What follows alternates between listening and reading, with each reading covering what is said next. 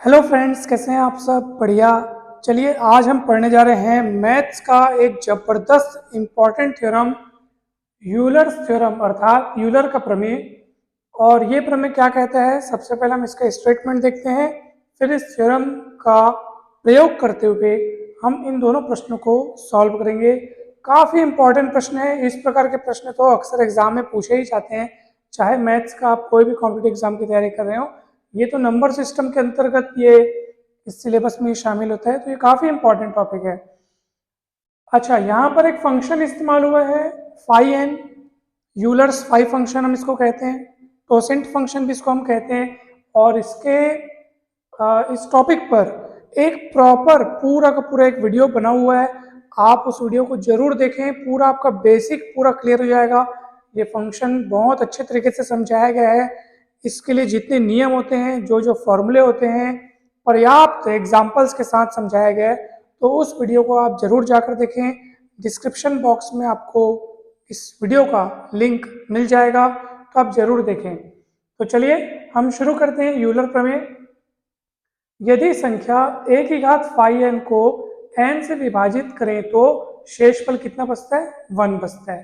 ठीक है, यहाँ शर्त क्या होनी चाहिए? a और n सापेक्षतया क्या होना चाहिए? अभाज्य होना चाहिए। ठीक है, अब ये थ्योरम सर आपने तो फटाफट पढ़ दिया, तो पढ़ने से समझ तो आया नहीं। अब जब हम अब इन प्रश्नों को जब सॉल्व करेंगे तब आपको थ्योरम अच्छे समझ में आएगा। देखो, पहला सवाल जो लिखा है उसमें क्या बोल रहे हैं? 23 की घात 200 को किससे डिवाइड करना है? 15 से डिवाइड करना है। ठीक है, हमको बताना है कि शेषफल कितना बचेगा। 15 से डिवाइड करने पर शेषफल कितना बचेगा ये बताना है। सबसे पहले तो आप क्या करो, इस 15 का आप सबसे पहले देखो, आप ये जो तुलना करो, ए की जगह 23 दिख रहा है। ठीक है, किससे डिवाइड कर रहे हैं? n से। n की जगह कौन दिख रहा है? 15। क्या ये दोनों सापेक्षता अभाज्य हैं या नहीं है? पहले इतना कंफर्म कर लो। तो ये दोनों सापेक्षता अभाज्य है, क्योंकि 15 और 23 में कुछ भी कॉमन नहीं है। ठीक है, अगर इनका आप जीसीडी निकालेंगे तो सिवाय 1 के आपको और कुछ नहीं मिलेगा। तो ये सापेक्षता अभाज्य है। आपको पता होगा सापेक्षता अभाज्य अर्थात रिलेटिवली प्राइम नंबर्स किनको बोलते हैं? जिनका जीसीडी 1 होता है, अर्थात जिनमें 1 के अलावा और कोई भी कॉमन फैक्टर नहीं होता है। ठीक है, तो अब सुनिए मेरी बात। तो ये सापेक्षता अभाज्य है, इसलिए हम सुनिश्चित हो चुके हैं, ये तय हो चुका है कि हाँ, यूलर प्रमेय यहाँ लगाया जा सकता है। लेकिन घात में क्या रहना चाहिए? Phi N. फाई एन मतलब ये जो एन है जिससे आप डिवाइड कर रहे हो, उसी का वहां पे टोसेंट फंक्शन होना चाहिए, यानी कि फाई एन निकालना पड़ेगा। तो 15 से डिवाइड कर रहे हैं तो सबसे पहले आप 15 का क्या निकालो? फाई मतलब टोसेंट फंक्शन या यूलर्स फाई फंक्शन। 15 की वैल्यू कितनी अपने को देखना पड़ेगा, फाई ऑफ 15। ठीक है, फाई 15 की वैल्यू क्या है देखना पड़ेगा। तो चलिए देखते हैं। तो 15 को लिख सकते हैं 3 गुणित 5। ठीक है, अब आप बोलोगे सर इसका जो व्यापक सूत्र है आप उससे बनाएंगे, तो उससे भी बना सकते हो, उससे भी हमारा आंसर आ जाएगा। तो उससे भी बनाना चाहिए, ये सरल तरीका है। 15 को लिख सकते हैं 3 गुणित 5। अब 3 और 5 आपस में क्या है? सापेक्षता अभाज्य है, रिलेटिवली प्राइम है। तो एक प्रॉपर्टी होती है, आप ध्यान रखना उसको, कि अगर फाई एम एन लिखा है और एम और एन अगर आपस में सापेक्षता अभाज्य है, यानी कि रिलेटिवली प्राइम है, तो इसको हम लिख सकते हैं phi M into phi N. ठीक है, ये आप याद रखें। तो यहाँ क्या हो जाएगा? Phi 3 into phi 5। अलग अलग टूट जाएगा। हमेशा ऐसा नहीं होगा कि कोई भी दो संख्या और आप इनको अलग अलग तोड़ दें, ऐसा नहीं होगा। ये दोनों अगर रिलेटिवली प्राइम है, यानी कि सापेक्षता भाज्य है, यानी कि अगर इन दोनों में कुछ कॉमन फैक्टर नहीं है सिवाय 1 के, तब ये ऐसा लिख सकते हैं अपन। अब देखो 3 प्राइम नंबर है। प्राइम नंबर का टोसेंट फंक्शन, यानी कि प्राइम नंबर के लिए ये जो फाई फंक्शन की वैल्यू है वो उससे जस्ट एक कम होती है। 3 है तो 2 हो जाएगा। वैसे 5 भी प्राइम नंबर है, अभाज्य संख्या है, तो इसके लिए भी फाई फंक्शन की जो वैल्यू है, यूलर्स फाई फंक्शन की जो वैल्यू है 5 के लिए क्या हो जाएगी? 4 हो जाएगी। ठीक है, प्राइम नंबर रहता है तो एक एक कम करके लिखते हैं। 4 दूनी कितना हो गया? 8। 5 15 कितना आ गया? 8। इसका मतलब यह है कि हमको a के घात में फाई एन बिठाना है। अब a के घात में फाई एन बिठाना है तो यहाँ तो घात में 200 है सर, आपको 8 लगाना है घात में। तो अब 200 को हम लोग 8 का कुछ कुछ गुणज के रूप में लिखेंगे। 8 गुणित क्या करने पर 200 आते हैं, पहले आपको ये सोचना पड़ेगा। ठीक है, तो चलिए ध्यान से देखते हैं अब। अतः अब देखो यहाँ पे क्या लिखा है, 23 की घात में कितना लिखा है 200, उसको हम लिख सकते हैं 23 की घात में 8, उसके घात में 25, क्योंकि 25 अट्ठे 200 होता है। ठीक है, अब ये 8 को अलग क्यों किया सर आप, यानी कि 200 का 8 और फिर 25 करके क्यों तोड़े, क्योंकि 515 की वैल्यू कितनी आई है, 8 आई है, और a के घात में फाइ n होना चाहिए, तभी तो a के घात में फाइ n को n से विभाजित करने पर शेषफल बचेगा। यानी कि अगर हम इतने को किससे विभाजित करें, n से, n कौन है यहाँ पे n कौन है 15, और ये कौन है फाइ 15 है। ठीक है, तो हम 15 से डिवाइड करेंगे तो शेषफल, ऐसे लाइन खींच करके रिमाइंडर लिखता हूं मैं, इसका मतलब इस पूरी चीज को अगर आप 15 से डिवाइड करेंगे तो शेषफल कितना बचेगा, 1 बचेगा। अब देखो, जब इसको इससे डिवाइड करने पर शेषफल 1 बच रहा है, तो उसके घात में फिर चाहे 25 हो चाहे कुछ भी हो, अब भाई जब मान लो ये 25 घात नहीं होता, एक घात मतलब एक बार बस है, और 15 से डिवाइड करने पर शेषफल 1 बच रहा है, तो इसी टाइप का अगर एक और हो जाएगा, अब ये दो बार हो गए, तो उसमें भी शेषफल 1 है ना भाई, एक बार शेषफल 1 बचेगा, फिर और मान लो सोचो, कल्पना करो बाजू में और लिखा है, उसके बटे में फिर 15 है, फिर शेषफल 1 बचेगा, इसका मतलब घात में चाहे कुछ भी हो शेषफल 1 बच रहा है, मतलब 1 की घात में 25 मान लो। ठीक है, इसको इससे डिवाइड करने पर शेषफल 1 बच रहा है ना, अब उसके घात में 25 मतलब इसके घात में 25, यानी कि कुल मिलाकर 1, मतलब शेषफल 1 बचेगा। अगर आपको अभी भी समझ में नहीं आया कि सर शेषफल क्यों 1 बचेगा, तो आप देखो a की जगह 23 को देखो।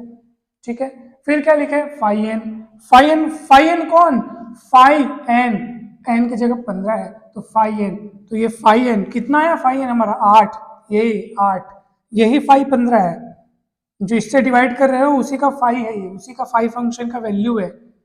ठीक है, तो 23 की घात फाइ 15 यानी 8, फाइ 15 यानी 8, ये फाइ 15 यानी 8 को 15 से किससे डिवाइड करना है, n से, 15 से डिवाइड करने पर शेषफल कितना बचता है, 1 बचता है।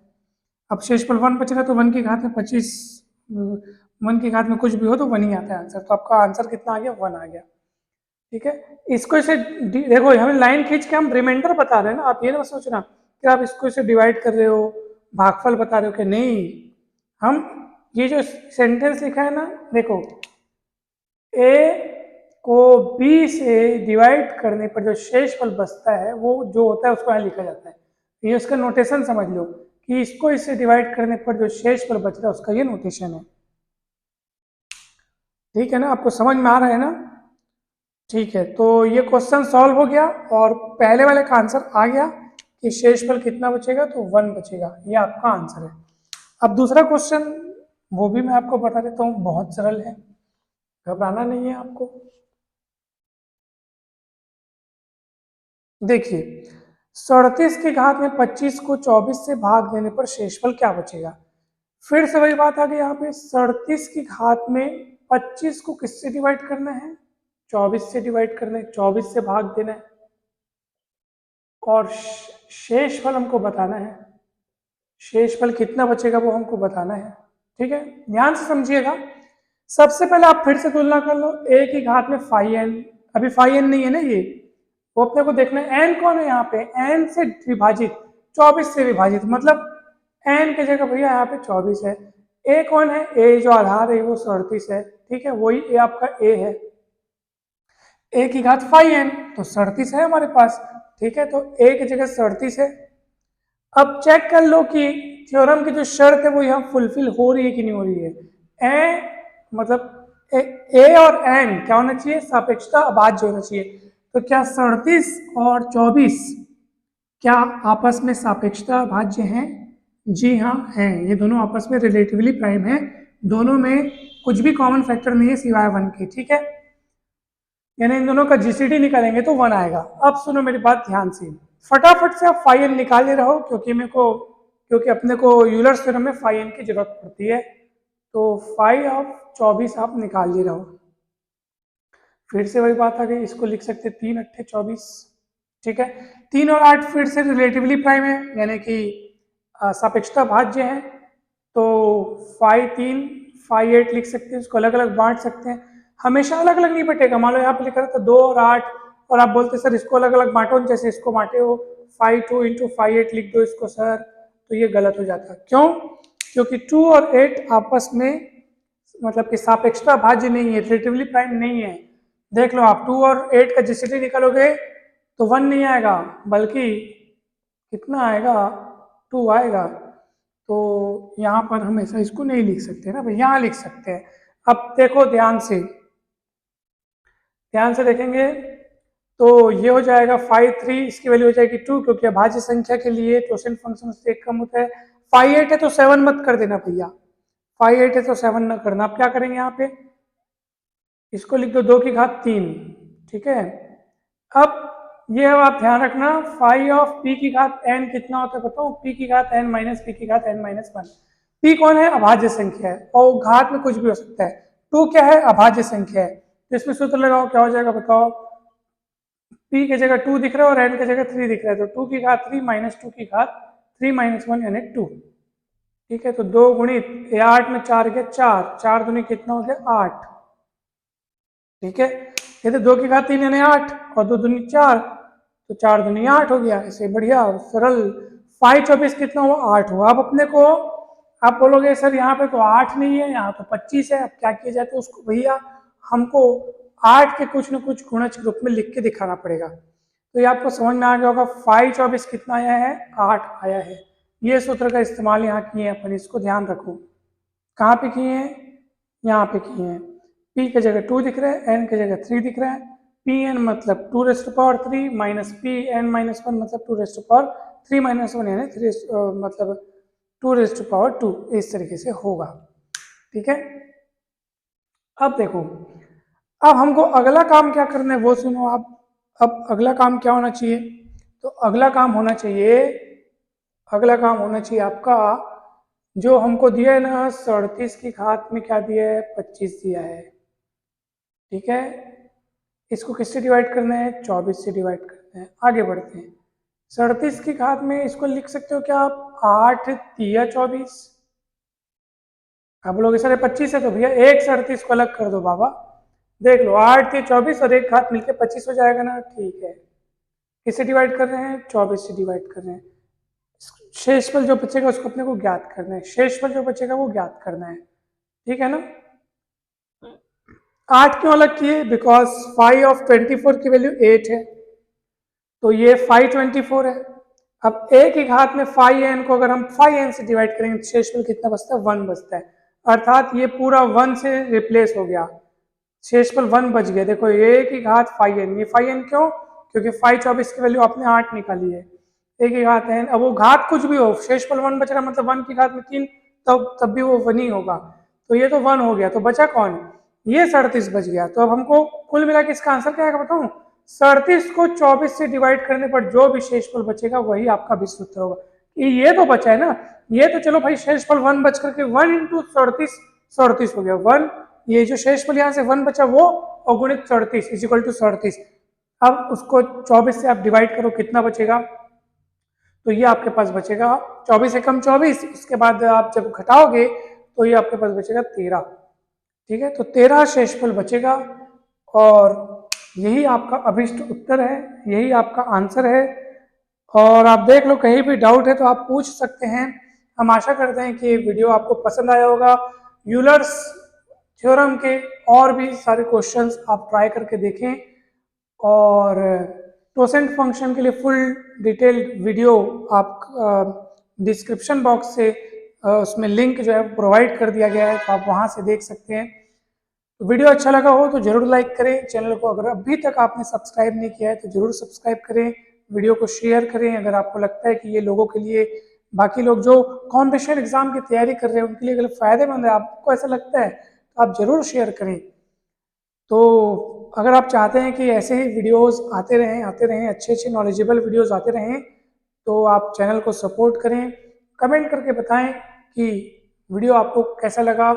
आप चाहे किसी भी कॉम्पिटिटिव एग्जाम की तैयारी कर रहे हो, SSC, PSC, Vyapam, railway, banking, maths के संपूर्ण सिलेबस की तैयारी आप हमारे चैनल से कर सकते हैं। आप सभी को बहुत बहुत धन्यवाद। Thank you so much.